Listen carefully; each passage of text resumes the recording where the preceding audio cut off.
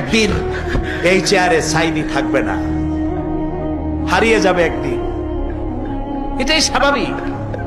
একদিন তো এই খবর নিশ্চয়ই হবে যে সাইদি বিদায় হয়ে গেছে। সেদিন খালি হাতে যেন আল্লাহর কাছে না যাই, আমি যেন আসামি না হই যে আমি যা বলছি মানুষকে 40 বছর একটানা যা বললাম আমি নিজে আমল করতে পারি নাই, এরকম ভিক্ষুক যেন আমি না হই।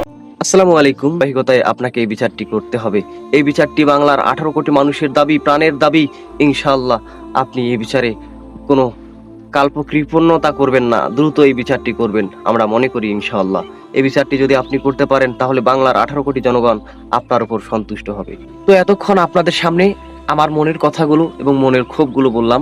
তো এবার আসুন আমরা প্রিয় হুজুরের মুখ থেকে তার বলে যাওয়া কিছু কথা শুনি।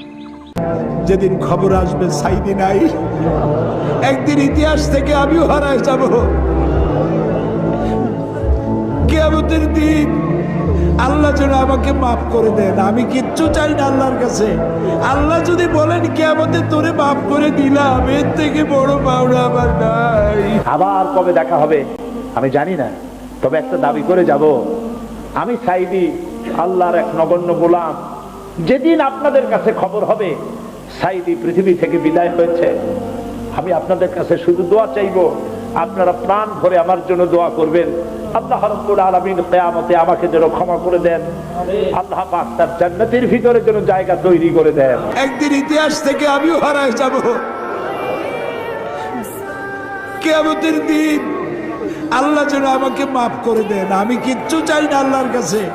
আল্লাহ যদি বলেন কিয়ামতে তোরে মাফ করে দিলাম, এর থেকে বড় পাওনা আমার নাই। আবার কবে দেখা হবে আমি জানি না, তবে একটা দাবি করে যাব, আমি সাইদি আল্লাহর এক নগণ্য গোলাম। যেদিন আপনাদের কাছে খবর হবে সাইদি পৃথিবী থেকে বিদায় হয়েছে, আমি আপনাদের কাছে শুধু দোয়া চাইবো, আপনারা প্রাণ ভরে আমার জন্য দোয়া করবেন। একদিন এই চেয়ারটা থেকে সাইদি হারায় যাবে। আমি আপনাদের কাছে দোয়া চাই, যতদিন আল্লাহ বাঁচা রাখে আমি যদি ইমানের সাথে থাকতে পারি, সুস্থতার সাথে থাকতে পারি।